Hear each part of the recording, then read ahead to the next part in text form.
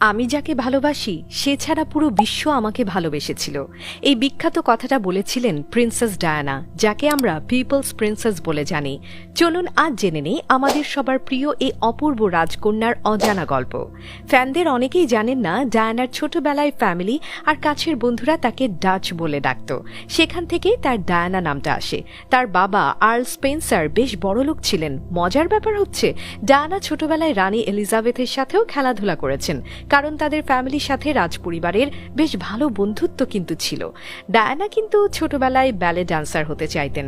ব্যালেই ছিল তার আসল প্যাশন, কিন্তু তার হাইট ছিল 5 ফুট 10 ইঞ্চি, আর এত লম্বা ফিগার নিয়ে ব্যালে নাচা খুব কঠিন। তাই তার আর ব্যালে ডান্সার হওয়া হয়নি। তবে পড়াশোনা শেষে তিনি লন্ডনে একটা কিন্ডারগার্টেনে শিক্ষকের কাজ নেন। বাচ্চাদের সঙ্গে সময় কাটাতে তিনি ভীষণ ভালোবাসতেন, আর বাচ্চারাও তাকে দারুণ পছন্দ করত। ডায়ানা আর চার্লসের শুরুটা ছিল রূপকথার মতো। তাদের প্রথম দেখা হয় 1977 সালে, যখন ডায়ানার বয়স ছিল মাত্র 16 আর চার্লসের 29। মজার ব্যাপার হচ্ছে তখন ডায়ানার বড় বোন সারার সঙ্গে চার্লসের ডেটিং চলছিল। তাদের বিয়েকে বলা হয়েছিল শতাব্দীর সেরা বিয়ে, কারণ পুরো বিশ্ব এটা লাইভ দেখতে টিভির সামনে বসেছিল। তাদের মধ্যে ব্রেকআপের কারণ ছিল চার্লসের সঙ্গে ক্যামিলা পার্কারের পরকীয়া সম্পর্ক। বিয়ের পর ডায়ানা এটা জানতে পারেন। তাই ডায়ানা একবার বলেছিলেন, আমার বিয়েতে 3 জন মানুষ ছিল, আর সেটা একটু বেশি ভিড় হয়ে গিয়েছিল। ডায়ানার ফ্যাশন সেন্স ছিল দারুণ। তার প্রতিটি ড্রেস মিডিয়ায় হেডলাইন হতো, কিন্তু তিনি শুধু সুন্দর দেখার জন্য ড্রেস পরতেন না। তিনি জানতেন কিভাবে মিডিয়ার নজর কাটতে হয়, আর সেই লাইমলাইট তিনি ব্যবহার করতেন তার চ্যারিটির প্রচারের জন্য।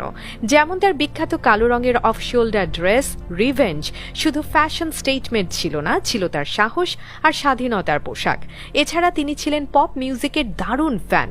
ডুরান ডুরান, এলটন জন আর মাইকেল জ্যাকসন ছিল তার ফেভারিট।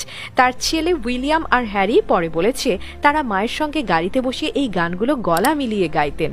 বাহ! এমনকি ডায়ানা গোপনে কনসার্টেও যাওয়ার চেষ্টা করতেন, যদিও তার রাজকীয় পরিচয়ের জন্য এটা সবসময় সম্ভব হতো না।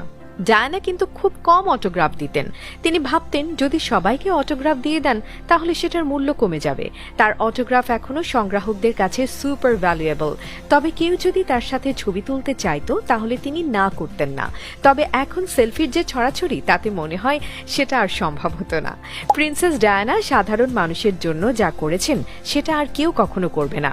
এইডস রোগীদের জন্য বা ল্যান্ডমাইন বন্ধের ক্যাম্পেইনের কথা সবাই জানে, কিন্তু তিনি অনেক সময় রাতের বেলা ছদ্মবেশে লন্ডনের রাস্তায় গৃহহীন মানুষদের কাছে যেতেন। তাদের সঙ্গে গল্প করতেন, খাবার দিতেন। হাসপাতালেও গোপনে রোগীদের সঙ্গে দেখা করতেন। আর এসব তিনি কখনো পাবলিসিটির জন্য করেননি, যা অনেক সেলিব্রিটি